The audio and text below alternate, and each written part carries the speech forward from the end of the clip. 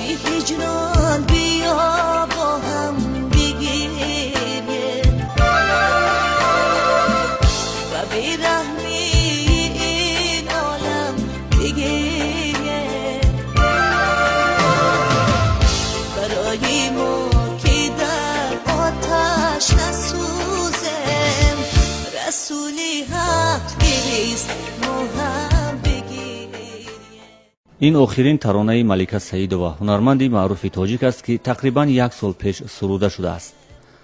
از آن وقت تا حالا ملکه دیگر ترانه ایجاد نکرد و معلوم نیست که برنامه‌های ایجادیش در آینده تهیه خواهند شد و یا نه.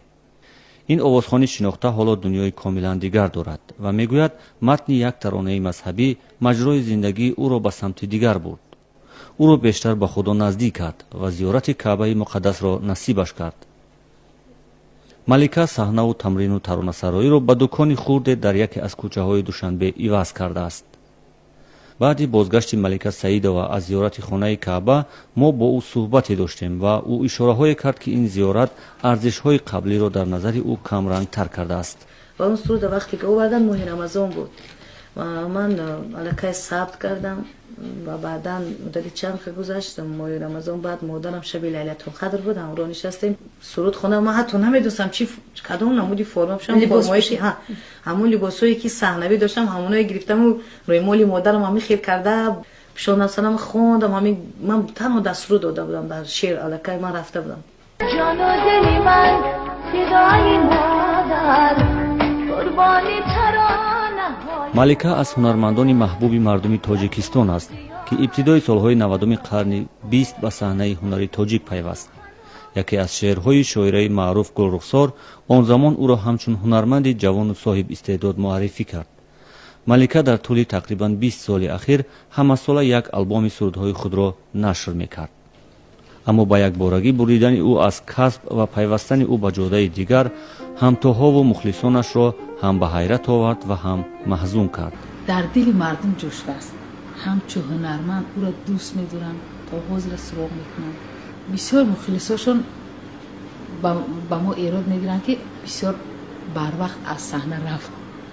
ملکه در برابر اون که سراینده بود و گفتم که ترنمگری صدها دلهای علم زده و درمان بود. ببینید من یکی از اون نفر مخلصان ارشدی ملکه سعید هستم و حتی وقتی سروده های خانم ملکه را گوش میکردم قصد داشتم که منم شاگرد ملکه سعید بشوم. هر یک سرودی رو مثلا تا همین سالهای 2008 خواندهش رو من از یاد میدونم. ملکه سعید که امروز خودش رو یک با عنوان زنی مذهبی معرفی کرده است فعلا و پیشه تاجری رو گرفته است، ولی من فکر میکنم که این پیشه تاجری پیشه ملکه نیست. راهی مرا فروزان در زندگی خدایا از مرا نسوزان در زندگی خدایا. در جامعه تاجیکستان در اوج معروفیت تغییر کسب کردن هنرمندان حادثه معمولی نیست و شماره هنرمندانی که بناگاه بیهوده بودن صحنه و آوازخوانی را درک کرده باشند زیاد نیستند. این کسب با آوازخوان شهرت و معروفیت می‌آورد. از او به اصطلاح گل سری سبد می‌سازد. زندگیش را تامین می‌کند و هزاران نفر را شیفته و مخلص او می‌کند. برای از این همه دست کشیدن انسان باید ارزش بزرگتری از این همه پیدا کرده باشد. از شکرانه که همین کتابای با حرف کریلی بسیار است. بسیار کتابا را می‌خواندن. بسیار همین احترام می‌کردن هر یک مثلا کتابای مسلمانی البته داشتن، البته در دل داشتن که در همین سن سال رفتن و قطعا من کردن همین پیشرفت هنری خودشون. باوری با اون اعتقاد با اون که در واقع از نظر اسلام مثلا حافظی کردن مقبول نیست، موافق مقصد نیست.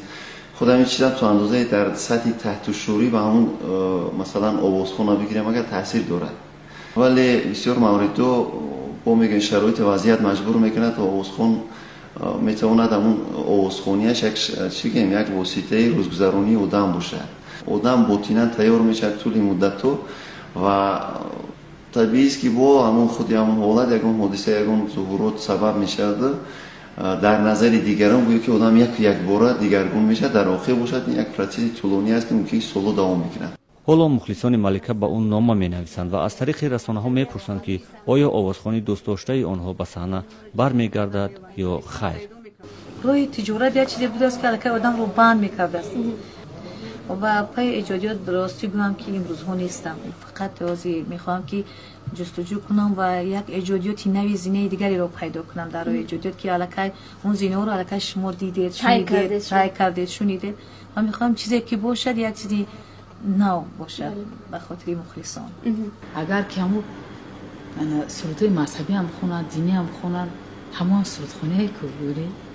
یعنی از اونی که شما حالا یک سال روی صحنه نیستید نمیترسید که آواز خودتون از دست میدید و هر گاهی که خواهید شما میتونید آزاد بسازید؟ فکر کنید که مثلا ایدئالی من در زندگی گوگوش است و مدت 20 سالی که روی صحنه گوگوش نبود، بعدن که برآمد آوازش با بهتر و خوبتر بود و فکر میکنم که آواز خوب هیچ وقت دنیا نخسته میشود، نمیرنده است.